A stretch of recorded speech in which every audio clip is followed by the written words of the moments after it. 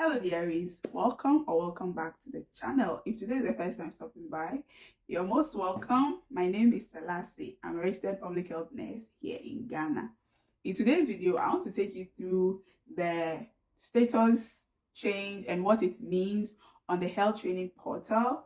If you're an applicant and you've seen that your status has changed, what does it mean? And if it's not changing to, what should you expect? Okay, so that's what we want to talk about today. So if you're interested, let's dive right in. So with the health training portal, after you buy your e-voucher and you fill in the application form on the health training portal, after submitting your application form on the portal, it doesn't mean you are done with the e-voucher. No, you'll be using the PIN and the serial number every time you want to access the portal. So when you get your e-voucher, what I encourage applicants to do is to use Google Chrome.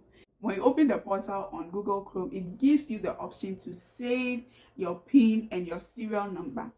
If you don't do that and you don't keep the paper you got from the bank well, and it gets missing, there is no other way I know that you can access the portal. So when you come in the comment section and you're like, I've misplaced my e-voucher, how can I access the portal? I don't know. What I know is what I'm telling you. So immediately you get your e-voucher, write it somewhere or make sure you keep the paper somewhere that will not get missing. To be on the safer side, just save it on Chrome. You can easily download Google Chrome on the App Store if you are using iPhone, or on Play Store if you are using an Android phone. Okay, and save your PIN and serial number. I have all the PINs and serial numbers my niece used 2 years ago. All of them are still on my Google Chrome. I've not deleted them. I think I have to. Until someone shares another way of accessing the portal, this is what I know. So keep your e-voucher safe. Okay, now after you buy your e-voucher and you fill in the application form on the health training portal and you submit, immediately you submit your status. The first status you see is under review. Under review only means that your form has been submitted successfully and they are going through it or waiting. Normally the form is sold for about 3 months. From May, this year it was sold from May to July. So May, June, July, mostly 3 months. Okay, so even if you buy your form on the first day the form is released or on the last day, until you are invited for interview, the status is going to be under review. So if your status is under review, that is normal. Okay, so then the second stage after the application period is invited for interview.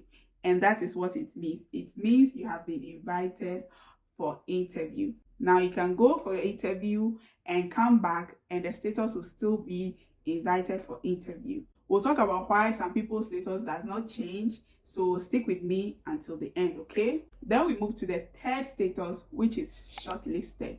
Shortlisted means your name is on the list of applicants that could get admission. It doesn't mean you have admission. It only means that you did well in your interview or your grades are good enough and the school is considering giving you admission.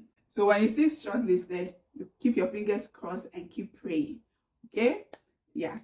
And then we go to verified. So the fourth status is verified. Verified only means that your documents, especially your WASI results have been verified with WAEC.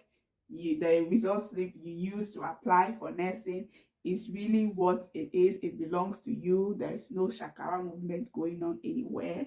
That is verified for you. So when you see verified, it means you are among the shortlisted applicants who are verified and can receive admission. It still doesn't mean you have gotten admission. It only means that we put you on the list, we went to do our checks, and you are who you say you are, and we can comfortably give you admission, even though we have not given you admission yet. Then we go to the most important status, which is temporal admission. Temporal admission means that you have been given admission, but on temporal basis. Temporal basis because you have to show commitment. Some of the schools will ask you to come to the school to take your admission list or admission letter with your prospectus and all of that, and the school bill, your admission bill. Or some schools will ask you to pay a commitment fee because they know you can apply to 2, 3 or more schools. They want to see if you will come to their schools, because chances are you have gotten admission to 2 or more schools. So you are now at a crossroad. You have to choose the school you would want to go. So the commitment fee issue is to see if you really come to their school. If not, it's just for a time period. If they give you temporary admission, normally they will give you a time frame to pay your commitment fee. If you don't pay the commitment fee, it means your slot will be given to somebody else because you are not coming to their school. That is why you didn't pay the commitment fee. All right. So yeah. And then the last status, which is not common, is approved. Approved, I think we saw a few last year. Approved only means that you have gone for your admission, you've made commitment, and you are approved as a student of that school. Now, out of the 6 status, the 2 that you expect something to come to you is invited for interview and temporary admission.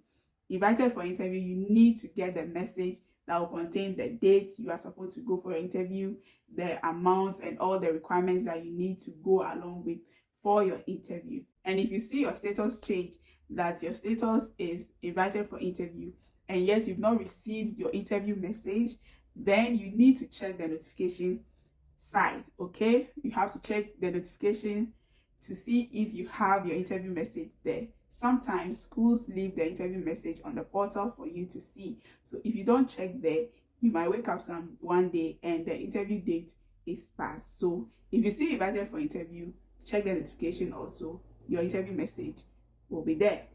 With temporary admission, you also receive a message that will give you directions on what to do to secure your admission. So these 2 statuses are very, very, very important. Now, a lot of you will see that your status does not change.